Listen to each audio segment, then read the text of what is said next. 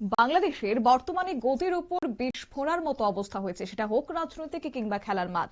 এর মধ্যে আইসিসির নির্দেশ অমান্য করতে পারবে না বাংলাদেশ, এবং ভারতে এসেই যে খেলতে হবে বাংলাদেশকে টি-20, তা কিন্তু স্পষ্ট বার্তা দিয়ে দেওয়া হয়েছে আইসিসির পক্ষ থেকে। বিস্তারিত যাব, সঙ্গে যুক্ত হয়েছে বিপ্লব চন্দ্র, আমাদের প্রতিনিধি। বিপ্লব দা, ভারতের মাটিতেও যেখানে অনুষ্ঠিত হবে টি-20 সিরিজ, সেক্ষেত্রে বাংলাদেশ শুরুতে কিন্তু অস্বীকার করেছিল, দ্বিমত পোষণ করেছিল। বর্তমানে তাদের সেখানেই আসতে হবে, কি বলবে এই গোটা বিষয় নিয়ে? দেখো, একটা জিনিস যে অপারেশন সিঁদুরের পর পাকিস্তানের উপর একটা চাপ তৈরি করেছিল। পাকিস্তান ভেবেছিল কাকতালীয় ভাবে ভারতে এসে খেলতে পারবে না এবং সেভাবে হাইব্রিড মডেলের টুর্নামেন্ট হবে, এবং সেখানে অনেকটা সময় ছিল, যার কারণে কিন্তু আইসিসি সেই দাবি মেনেছিল।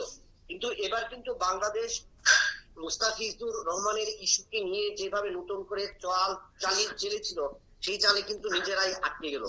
আইসিসি পরিষ্কার ভাবে জানিয়ে দিয়েছে, যে আইসিসি পরিষ্কার করে বলেও দিয়েছে যে কোনোভাবেই কিন্তু বাংলাদেশ এই টি-20 বিশ্বকাপ থেকে নিজেদের সরাতে পারবে না।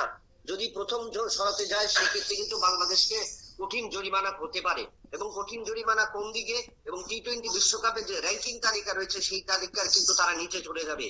সেটা হলো 1 নম্বর।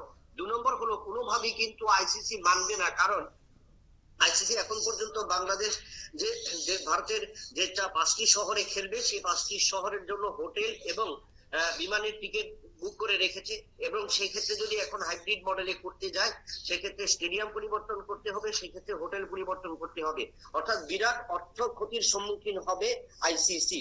অর্থাৎ তাই আইসিসি কিন্তু পরিষ্কারভাবে বাংলাদেশ ক্রিকেট বোর্ডকে জানিয়ে দিয়েছে যে সেই ক্ষেত্রে তাদেরকে কিন্তু ভারতে এসেই খেলতে হবে। এটা হলো আরেকটা দিক। এবং অন্যদিক দিয়ে বাংলাদেশ এই ঘটনাকে অসত্য বলে প্রমাণ করতে চাইছে, যে সেই বিষয়ে কিন্তু কথা হয়নি। কিন্তু ভারতের সাথে যখন বিসিসিআই এর সাথে যখন বাংলাদেশ ক্রিকেট বোর্ড অর্থাৎ বিসিবি কথা বলবে না, সেক্ষেত্রে তারা কিন্তু গিয়েছিল আইসিসির কাছে, এবং আইসিসির মোতাবেকই কিন্তু তাদের এই সিদ্ধান্ত, এবং আইসিসি সেই ক্ষেত্রে বাংলাদেশকে জানিয়ে দিয়েছে যে তাদের কিন্তু সেই সিদ্ধান্ত থেকে সরে আসতে হবে, কারণ ফেব্রুয়ারি মাসের থেকে শুরু হবে এই টুর্নামেন্ট, এবং এই টুর্নামেন্টের আগে যদি এখন থেকে যদি এই সমস্যার সমাধান তৈরি না হয়, তো সেই ক্ষেত্রে কিন্তু দুই দেশের সুসম্পর্ক, যেটা সেই সুসম্পর্ক আরো বিঘ্নিত হবে, এবং ক্রিকেটারদের উপর কিন্তু একের পর এক চাপ পড়বে, এবং এরপরই মাসে কিন্তু আইপিএল শুরু হচ্ছে। তাই আইসিসিও চাইছে যে যেভাবেই হোক 10 দলীয় আইপিএল এবং টি-20 বিশ্বকাপে যে টুর্নামেন্ট হবে, এই টুর্নামেন্টও যেন ফলপ্রসূ হয় এবং আশানুরূপ হয়, এবং সেক্ষেত্রে বাংলাদেশকে যে পিছু হটতে হবে তাদের সিদ্ধান্ত থেকে, সেটা কিন্তু একদম পরিষ্কার।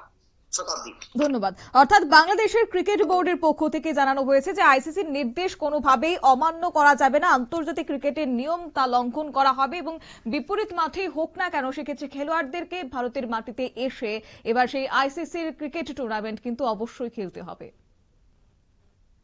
নিয়ে নিচ্ছি ছোট্ট একটি বিজ্ঞাপন বিরতির, সঙ্গে থাকুন।